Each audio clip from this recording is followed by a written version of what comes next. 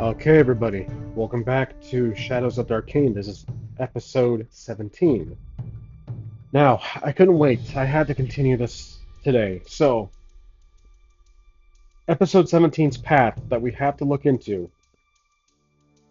Currently, the team is battling Fisk, Commander Fisk, and his two loyal guards. Clovis has returned to the team's side, for now, so there might be some complications deep down. Here's a question for the story. Will the city guard return to because of Chip's sudden appearance? Remember, the last episode, Chip was killed in an unfortunate, fairly gruesome manner. And he was a friend, a brief acquaintance of Red's. Red, seeing Chip's death, threw him into a bit of a rage. So I'm going to give Red some advantage in this eventual threat. The other thing in the back of my mind is the Phoenix's mysterious companionship to Red. This is very interesting because the Phoenix right now, we all know belongs to Orchid. It's a pet of hers. But the Phoenix can shapeshift. So is it truly the actual legendary creature like a Phoenix? Or is this just a shapeshifting creature of sorts? That we will look into probably in the coming episodes. The other question I have, there's quite a few questions actually, because again, the story is exploding and it's so interesting to me. Is Captain Hetherian truly dead, or was his pronounced death just a ploy? That could be a question for the Oracle.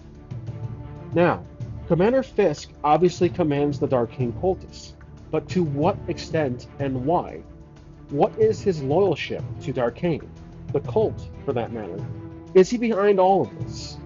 I think to an extent he is, but again, there's more to it, and I haven't planned out that far. That is the beauty of solo RPGing. I'm trying to make all of this connect in some manner, but I don't want to go too far and spoil it. And the last very small factor is, where is the Waldo character lore? He is Waldo for right now. We can't find him. He had a very significant appearance and part early in this campaign, but right now he hasn't been seen. So what is his true identity? Who is he? That is all I have right now for this episode to start. Because where we left off, episode 16, the Book of Decay is supposedly sentient to some manner. It had a method of escape, and it flew off back to the castle. We don't know why. And Commander Fisk sent a significant number of his cult followers to that direction, leaving him only these four Darkain cultists right here. The 2-6 are the loyal guards to Commander Fisk. Commander Fisk is the red 12 die. These are our heroes, as seen on the pictures. So I do hope that the new layout helps clear things out a bit visually. Ellis is 1, Red is 2, Clovis is 3, Jules is 4. I'm kind of glad we're back to the normal routine of having all characters. Now, off camera I have the character sheets. So, right now it's a conventional match. In my game, RPG LITE, I call this a threat. When you encounter a threat, you have to overcome it. So, what we're going to do is something that's typically not in my roles, and that is roll for initiative, to see who goes first. So, combat is always the questionable concept aspect in my game. This is essentially a playtest as we continue this season, as we continue this campaign. So, I believe though, if we truly don't have to roll for initiative, that the commander himself is distracted by the book's sudden departure from the site. So let's ask the Oracle. Is the commander distracted due to the book's sudden disappearance and yelling at his majority of the Darkain cultists to go get it, because that book is vital to this whole mission of his. I'm going to say he's distracted about 60%, 65%. We'll say 65. Okay, so that's a 38. He is indeed distracted. This gives our team the opportunity to ambush. So what I'll do here is roll for an advantage. And I think red is going to make the opening strike because red has the rage factor. I'm going to give him that unruly advantage. So let's roll our 3d6. This is going to be on top of dexterity, which red has +2. Okay, we're rolling to attack straight on before actual combat begins. Commander Fisk. Here we go. There's a 3d6, and we're choosing the top 2 highest rolls, +2. So that's a 9. And then that's going to be 11 total. His attack die is, he's going to use his spear, d6. So what we'll do is roll d6 for damage. This does hit. There is no block. If it was within 7 through 9, per my rules, there's a complication. Both sides get hurt, maybe half damage. It's always debatable. Depends on the circumstance. But I believe because he's enraged, he's going to get a bonus here. I'm going to roll a d6 and a d4.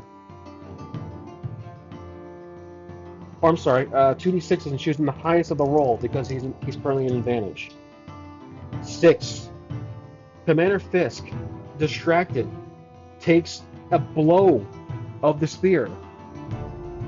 Red rushes in and stabs him right through the stomach. He takes significant damage, and now he is down to 6 health. As the spear lunges into his stomach, Red pushes him back, and Fisk goes flying back against the wall, stumbling down, falling on his rear end, coughs out blood, but still in the game. The 2 loyal guards prepare for battle and strike back. So, much like in Karen, I don't have these in my rules per se, I don't think I do.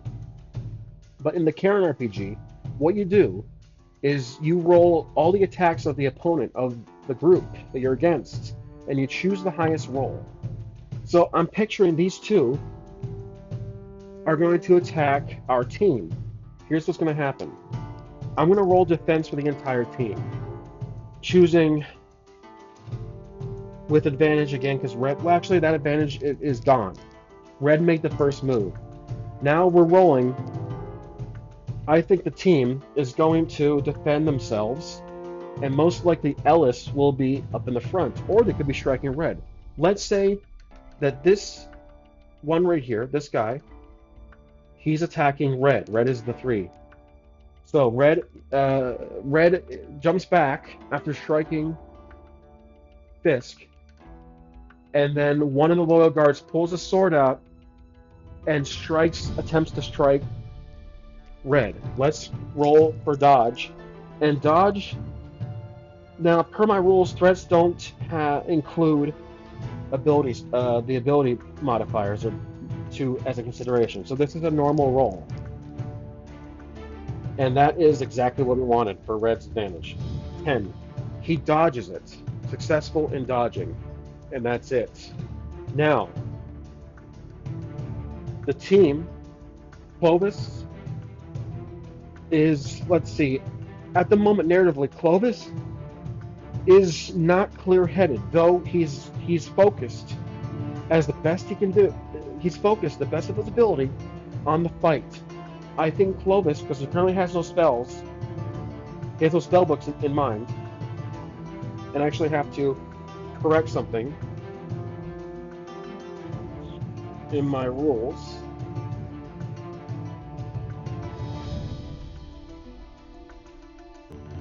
In the last episode, I made a mistake.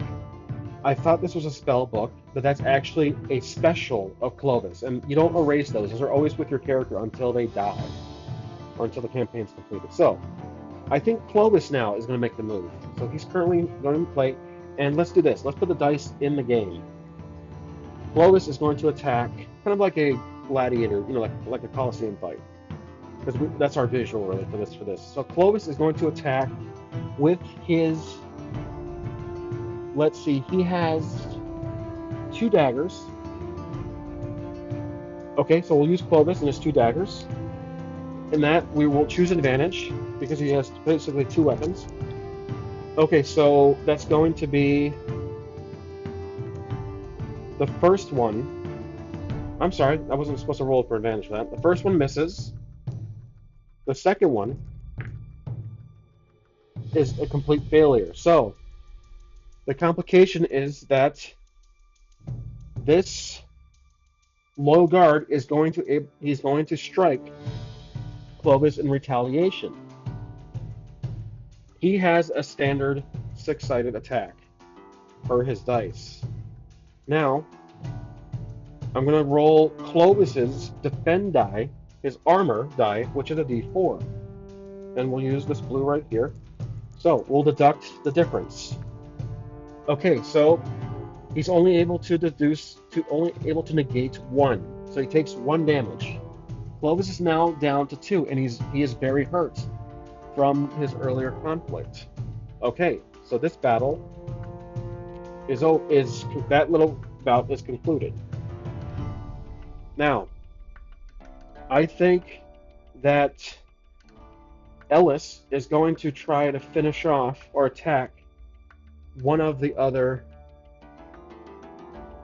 loyal guards. So let's put them in the battle here. We're going to roll for attack. He's going to be, and that is a 9. That is a half hit, I'm going to say, because we had the aggressive. We were the aggressor in this attack. So 9. Whoops. That is going to be half damage of whatever we're going to roll. And Ellis is going to use his longsword, which is a very good d8. So let's grab our d8, wherever that's his d8's hiding. Here we go. There it is. Okay. We'll take out our attack dice. Okay, 7 damage. So I'm going to say we'll deduce that to 6, so 3 damage. Okay, so this guy takes 3 damage. Longsword swipe right through the chest armor, and it pierces the armor, hitting the loyal guard. Okay. Now, I think Commander Fisk is going to stand up and attempt to recuperate himself, trying to regain his composure, while the others, the commander, yells to the remaining 4 Darkain cultists and say, "You fool!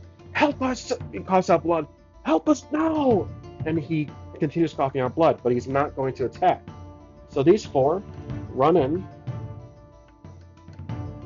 and summon a spell to bind our team with a giant rope of energy. Let's see if our team, per character, can protect themselves against this roll to overcome this bound. So first we're rolling for Ellis. Ellis is going to be bound for, let's say, 2 turns. Or Ellis is going to be bound. He will take, I'm not going to keep track of being limited by movement, but actual damage. So Ellis takes, let's see, he has a defense die of 6, which is pretty good. Now, I'm going to do this bound as a d4. Okay, so this is for Ellis. Okay, he negates it perfectly. Armor blocks it by 2. The attack was 2, so he's good. Now, Red's going to try to block the attack. 6, he fails. So, we're going to roll the same thing. Red's block, his armor is a d4, so the lowest possible, but also lowest possible attack from the Darkain. He takes 2 damage. We rolled a 1, they rolled a 3. He takes 2 damage. He's down to 9 now. So he wasn't exactly in a bad condition anyways. Clovis, being a magician, a budding mage, a magic user, he's going to have advantage here because this is his wheelhouse. Okay, we're going to roll. He also has a D4 armor. I feel like this is the scene from Kung Pao. There we go. He can grab those little triangles. Okay, he can roll for advantage. Can he avoid the attack? And let's see. I messed up my little arrangement here. There we go. Let's look at one. I apologize. 1 second, guys. Okay, so that is going to be 6. He is not able to. So we're going to have to. Let's switch these up a little bit, just so I'm counting from top down. There we go. Okay, that's better. He's going to have to take a hit. He also has D4 for the armor. He negates only 1, so he is down to his last health, and he is panicking. He coughs out blood. The attack binds him, and he falls back, kind of bound by this magic rope, this energy of transparent magic rope. So he's down to 1. Ellis notices, and he shouts, "Clovis, are you okay?" And Clovis is bound. He's like, "I can't move." Coughs out blood. Okay, now Clovis he has nothing. He does not have the Book of Decay, so I have to erase that from his inventory. I just noticed. He doesn't have anything to heal him. Do any of our team members have any items to heal? They don't, unfortunately. None of us have potions, none of us have just rations, but that's not going to work right now. Okay, now last to deal with the bind is going to be Jules. Now Jules has 7 health right now out of 9. And we're going to roll to see if he can fight this bind. Okay, he's not able to, so he has D4 armor like the others. We're going to roll for damage against our armor die. Okay, so he takes 3 damage. We rolled a 1, they rolled a 4. That's pretty significant. So 6, 5, 4. So we're down to 4 now for Jules. Jules takes a good hit, though he's not out. Ellis recognizing that these 4 are going to be a nuisance. So let's put them like so, like that. Red's Phoenix is going to assist. Now the Phoenix, the companion, let me write this down. Red has a companion for the moment. Now Red's Phoenix is going to be a D6.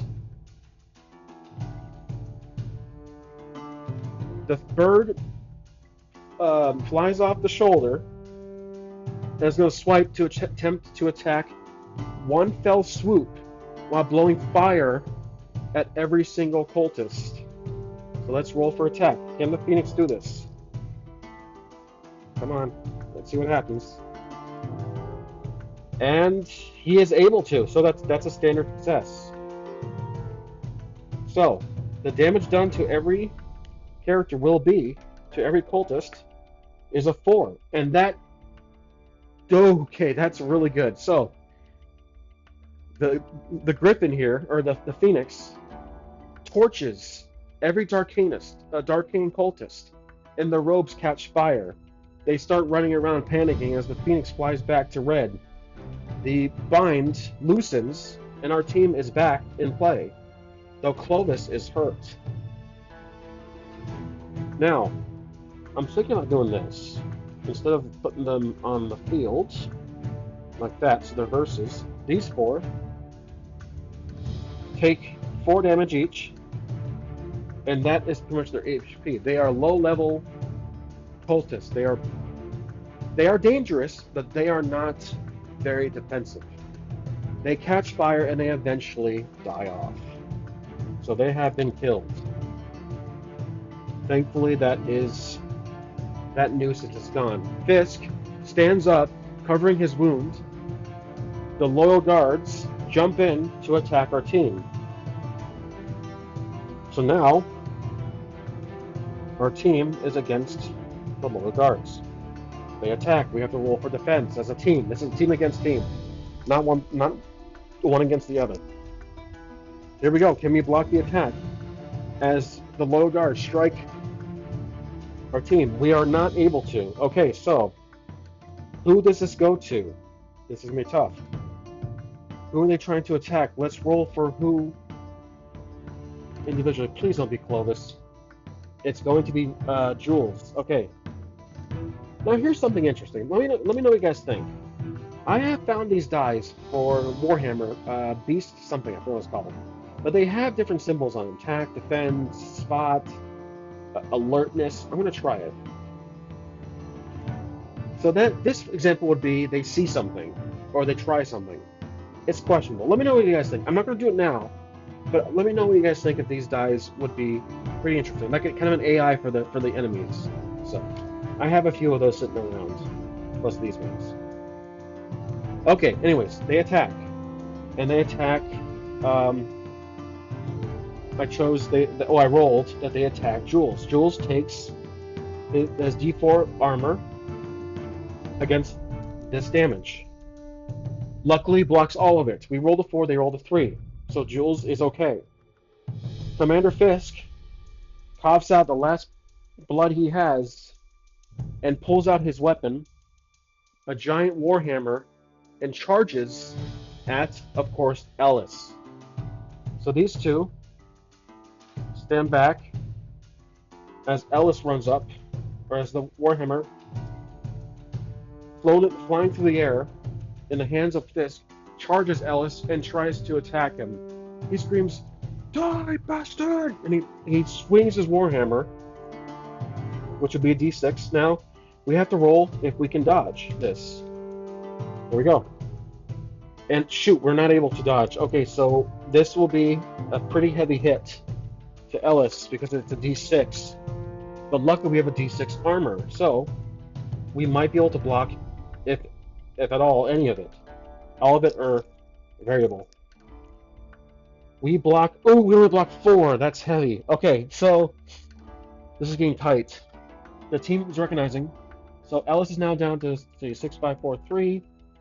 Ellis takes a swing at the. He tries to dodge, tries to parry, but the warhammer hits Ellis in the gut, and he coughs out blood and falls to his knee. The team attacks, surprise attacks. They surprise attack. I'm going to say they all attack Commander Fisk. So, can they do so? I'm going to say it with advantage. It's a surprise attack. Oh, they do. That's 10. Okay, so Fisk is armor. I'm going to give him an armor of 6, a d6. And we're going to use, let's see, who's going to make this attack? Let's say it's going to be Jules with his long spear. Okay, Jules attacks with his long spear, which is a d6 against d6. So, let's do this. And he hurt. Jules is 4, so we'll put these to the side. Here we go. Oh, darn. Okay, so he blocks everything. And I'm sorry. No, I'm sorry. It hit. It landed, which means, I'm sorry, there is no armor. 10 or higher, there is no armor. It's a straight hit. I apologize. So, he's down to 3. Oh, no, he had 6, now he's down to 3. I do apologize. I'm doing my best here, guys, because, again, I'm running all of this by myself. Okay, so, he's down to 3. Let's see, narratively, the spear, he once again strikes, not once again, he attempts to strike Fisk, and the Fisk gets hit in the shoulder, and he falls back once again. The loyal guard, I should say, they yell, "Commander, are you okay?" And Fisk stumbles back, he's coughing out blood, he's, "Kill those bastards!" And he starts to step back, almost like he's going to flee, but he steps back. Now, it's these two. While one of these guys are still at full health, our team, the guards, the loyal guards attack, obviously, so we have to roll for a dodge. Here we go. Oh, we're just not doing so well for any of the rolls. Okay, so it's going to be a hit. And who is it going to hit? Here we go. We're gonna choose 4. That is gonna be once again Jules. Okay, Jules has to pull out his armor with a D4 against their D4 attack. I'm gonna say for this time. All right, we're blocking damage for Jules. He's hurt. Oh, we block all of it. So we rolled a 4. They rolled a 2. Good. So Jules, okay. He dodges. Our team is getting worried because now they just want to get this over with. The Darkain cultists are gone. They are after the book. So I have to remember world timing, building wise, the timing of the events. As we waste more time with these guys, things are happening in real time down the street, down the path, in the castle. So I'm kind of trying to juggle that too. Okay, so our Commander Fisk is somewhat like begins to doubt that he is in any shape to continue. He tells his lower guard, "Men, continue, despite I'm gonna go after the book." And the lower guards say, "Yes, my lord," and they strengthen their grip on the weapons. Fisk takes off and not runs, he limps towards the castle. So he's now out of battle, knowing that he's heavily injured, so most likely he'll be able to heal himself if he does. So Ellis is thinking on the spot right now. He says he can go after Fisk while the other 3 can finish off these guys. So Ellis is going to leave the fight and chase down Fisk. Let's remember that. So I'm going to keep the D12 on a 3 with these 2. That's going to be a little side battle coming up here. Kind of on it right there. Okay. So our team now has a conventional fight with these guys. And let's roll for attack. So our team is going to attack. We just can't get an attack. So they fail. They miss. While this means that the others will be able to attack. So D4, who are they going to attack? That's the question. Okay, that's going to be Red. Red is going to take the next attack here from the others, from the loyal guard. So this means we're going to roll for damage. He has a D4 armor, and he's down to 4 health. Oh, no, I'm sorry, he's down to 9 health. So out of all the player characters, this is the one I want to at least take the attack, to tank it. So here we go. And we only block 1. Okay, so we rolled a 1, they rolled a 2, because we failed the block, or we failed the attack. Okay, now we're going to strike. We're going to strike here. Let's attack.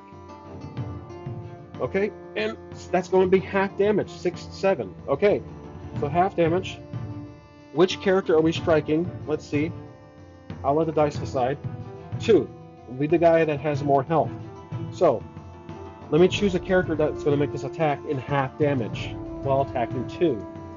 I'm going to say Ellis is out of play, so we can't use him. Let's say, who has the most powerful weapon? It looks like longbow. It could be Jules. Let's do Jules. He has a D6 longbow. Okay, this will be half damage. Here we go. 3. So I'm going to say 2 damage, and that will make this guy 4. Because it's a bow. Alright, now they're going to attack. They're going to scatter. They're going to try to circle us and strike. So let's roll to dodge. And we are barely able to dodge. We are going to basically take half damage. So they're going to attack us with a D4. Now, who are they attacking? Let's see. 2. That's going to be... Ooh, that's Clovis. So... No, I'm sorry. 2 is red. Red again. Yep. So... Okay, I think... Yep. Now, we're going to block. Red is going to block this. He blocks it completely. 4-4. Okay, it's a clash. Good, good, good. So, now it's our turn. We really need to finish this off. The 3 are going to attack. Let's roll for attack roll. And that's a 9. That's good. 9 is half damage. But I'm going to say it's a minimal effect. Minimal hindrance. Okay, so who are we going to attack? Or let's roll for damage. So basically, I'm going to choose for this turn. Let's make it red because he was attacked already. Let's use the 2d4s for daggers. Okay, so 2d4s. which is going to be 2d4s. I gotta find them where they are. There they are. Okay. Half damage of the highest roll. That's a 5. Okay. That is a 6. So 3 is the damage we're going to do, and I'm going to choose to damage the one that is at 3. So 1 loyal guard collapses. The daggers, he swipes them both, and one catches the neck of the loyal guard, starts coughing out blood, choking, and he falls back and collapses into some of the building rubble that fell from the last episode. Okay, now the last loyal guard is starting to back up, and he's losing confidence in himself. He's backing up, holding his sword and his armor, or his shield. I'm assuming his shield. And he looks back. He notices Ellis chasing and currently fighting, which we'll get to, fighting the commander. And now he's getting concerned. Does he stay in battle? Let's roll. I'm going to say 50-50. I don't know. Does he stay in battle? This is a morale check. He does. Oh, that's a strong no. He says, fuck this. He throws his weapon. He gives up. He throws his armor, his shield, and sword on the ground and flees. He bolts out of there. He is gone. So that's probably about 5 minutes. So now we have to do in parallel the combat between Ellis and Commander Fisk. Okay, so here's what I want to do with this part. I don't see Ellis killing off Commander Fisk just yet. But they are in combat. Ellis manages, because Ellis is in better shape. Well, he's also at 3, so they're both really hurt. Ellis shouts to Fisk, just, "Come back, you coward!" And he's also kind of limping. I don't think he's badly injured. So, does Fisk stop at the shout? Let's roll 50-50. He does. He stops. He turns around, seeing Ellis approaching him. He stops. Ellis stops. Fisk turns around, ripping his stomach as he's still heavily injured, coughs out some blood again. He says, damn you four. You've messed with my plans long enough. I will bring Darkain to this world, if it even costs me my own life. So, a big reveal here. He says he will bring Darkain back to this world, if it even costs him his own life. Ellis says, why do you want to do such a thing? What part do you have in all of this? You are the commander. You are supposed to represent the city's best. Why are you doing such a thing? And he's shouting at the top of his lungs. Commander Fisk spits some blood. He says, "You fool.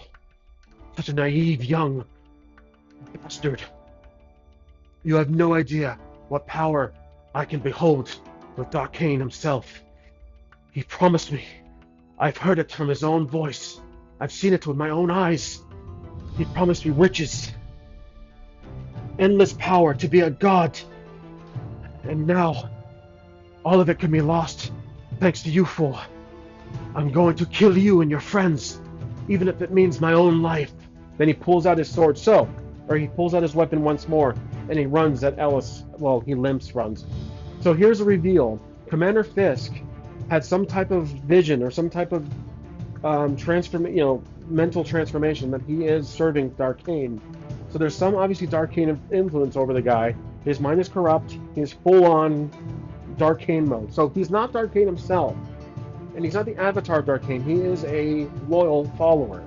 Though because Commander Fisk was the commander, was the highest official possible below that of lordship, he had the opportunity to attempt to overthrow the government, essentially. Now the plans have been thwarted to some extent because of us. So this is going to be a climactic fight. Now, Ellis is hurt, Darkain's hurt. So here's what I'm thinking. Do I give disadvantage to both sides because they're both hurt? I'm going to say yes. Okay, Ellis is taking the charge, so he charges in first. Fisk goes in for the attack. We have to roll for dodge. I'm sorry, Ellis. I'm going to do disadvantage for the guy. Because the two lowest rolls, that's a 5 and a 1. That's a 6. So Ellis does manage to get a hit. 5 and a 1. Now the hit is going to be a D6, his weapon. I think it was a Warhammer. And Ellis has a D6 armor, so we can block this. There's no disadvantage in blocking with the armor, but we gotta stop a D6 Warhammer. Here we go. Oh, 4. Okay. Oh, shoot. Ellis. Oh, man. Okay.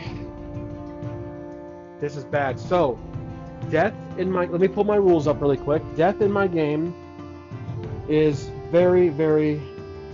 not... It's non-forgiving, if I'm using that term right lightly. I'll pull my rules up. I'm not... You guys don't see the rules yet. But I have it on my phone because it's always changing, so I decided not to keep printing out. Death.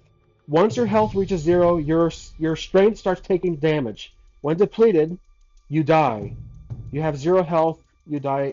If you have 0 strength, you die when health hits 0. So, kind of like Karen, we now start taking damage. So, Ellis has +2. I'm going to give him as wounds. Now he's +1. One more hit by this guy, and Ellis is dead, but we are 0. There is no negative in this game. It's 0 health, and anything more, it's just a wound on Ellis. Like I said, this game is your characters can die. They're vulnerable to death. The strength thing is literally the only saving grace. All right, so he takes, even though, like I said, Fisk is hurt, he swings its warhammer and fucking pardon my language, smacks Ellis in the face. Ellis spits out a tooth and falls back, collapsing onto the ground. Almost unconscious at this point. He's bleeding out and he's crawling for his life. The others now interject. They come in. They block, they protect Ellis.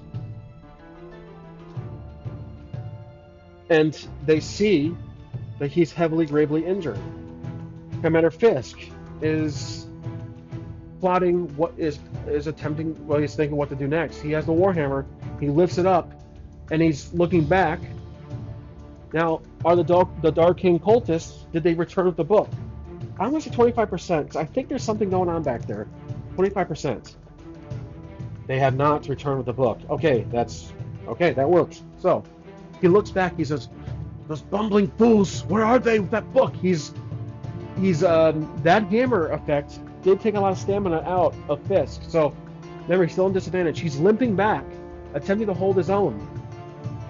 Now, the three, our characters, mainly, I think Clovis is standing watching Ellis practically on his deathbed. Jules is tending, because Jules is the most loyal. Red is going to attack. So, Red is going to attack Ellis. I'm sorry, Fisk, not Ellis. Fisk. We're rolling for attack. Here we go. I will roll for advantage because Fisk is at a disadvantage. Okay, so that's a 10. That's a straight up hit. Now, that's going to be... maintain my rolls here so I can see it. Okay, there we go. This will be... Red is using his D6 spear, which Fisk has been very familiar with, the spear itself. We're rolling a D6 against a D6 practically. Oh, okay, so the spear lunges, but he just steps out. Let's say he grabs it. He hits it with the warhammer and hits the spear. Doesn't lose it though. Red spear gets knocked out of the way, and now he's going to try to strike Red with the warhammer. So we got to roll for defense. Okay, we do dodge. Well, we take half damage. Okay, so we're gonna strike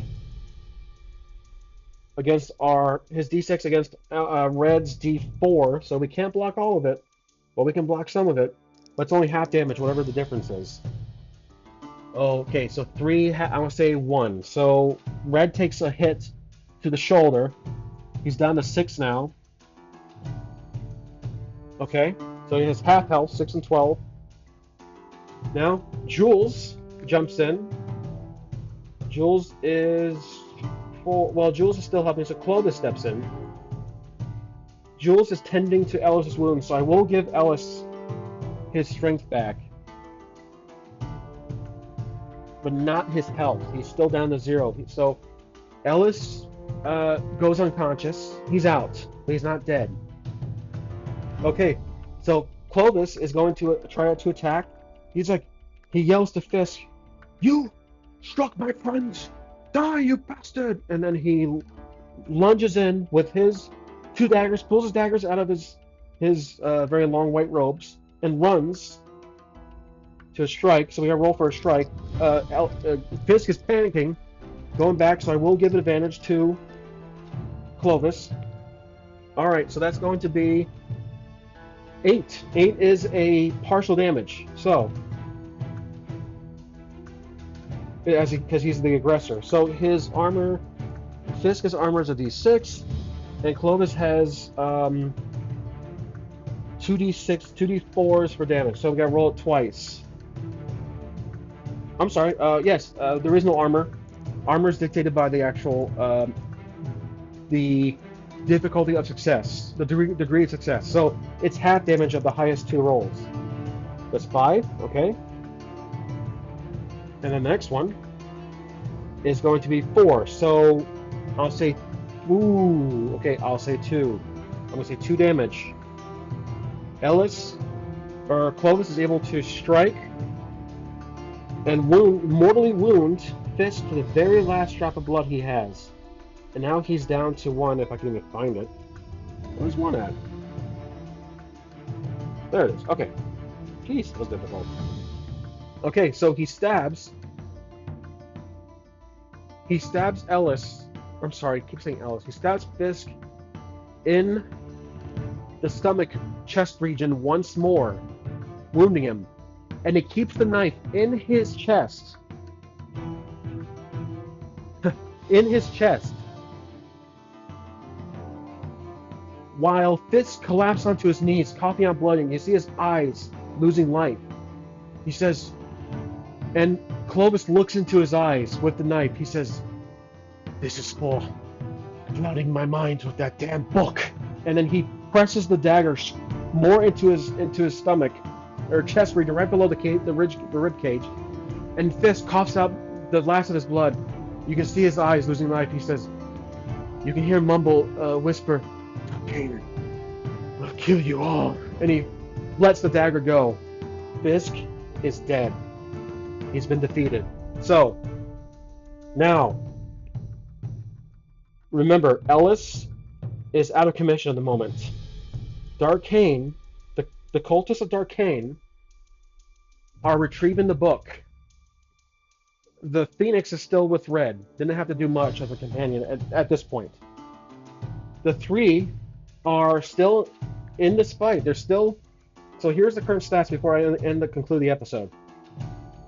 Ellis is at 0 health, but he's regained his strength after kind of recuperating. Red is at 6 out of 12. Clovis is 1 out of 7, and Clovis was literally on his last leg. I almost kind of forgot about that narratively, but I'll give that kill to Clovis as revenge. So maybe he drops a dagger, and then he drops to his knees, watching Fisk take his last breath. Jules is in decent shape, so Jules and Red are the only real 2 that are in combat, are battle ready, but they're both half hurt. Our team is on their last leg, metaphorically here, literally actually I would say, and they need to figure out what to do here.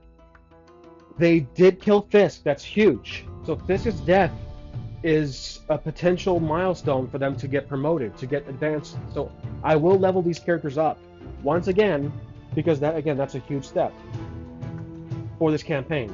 But as notes to myself, in the next episode, I believe 18, if I'm not mistaken, they gotta find a way to recover Ellis, to find some potions or anything to help them. Remember, they're in the market. There could be anything in the area. There's nobody around. The civilians, the merchants, they're scattered. They ran off. We don't know about the city guard yet. They haven't returned. So what happened to the city guard? I'm thinking that they probably are setting up some kind of mutiny. Maybe they could even get heading to the castle. That's what I think. I think the city guard, let's roll for it. Is the city guard going to the castle 50-50. They're not. Okay, so the city guard is taking their time, but we don't know why. That's a subplot. Another issue is, again, Captain Hetherian. Supposedly he's dead, but we don't truly know. He could be in the castle. We just don't know. So, right now, the most simplest summary for the next one, or the synopsis, is the team goes to the castle. And also, what happened to Lord Balthazar? Is he alive? Is he hostage? Is he unaware what's going on? Is he locked up? We don't know. So, thank you so much for watching this episode. I believe when I do heal, or when I do promote my characters, they will not be healed, but I will choose what to do for each one. As always, thank you for watching, and I hope you're enjoying this part, because I am super excited to continue this tomorrow, and the next day, and the next day. But this campaign is really panning out, and I hope you guys like the new look. I know I change it so often, but I'm trying to make this as clean and as a blend of digital and analog. So you can stop the video right now, but what I do want to say is that I have transitioned everything to digital, but just the notes. I don't want to waste your time anymore and take notes while we're recording, because moments like this, I can walk around and talk and tell you guys what's happening and roll the dice. So I'm figuring what's most important to my viewers, besides the story and the action, the character development, blah, blah, blah, is the dice rolling. That is something I don't want to do digitally. I prefer to actually hold the dice and roll it. And I like this little, green custom-made dice tray I found. So, that's it for the video, guys. I'll see you next time. Thank you for watching.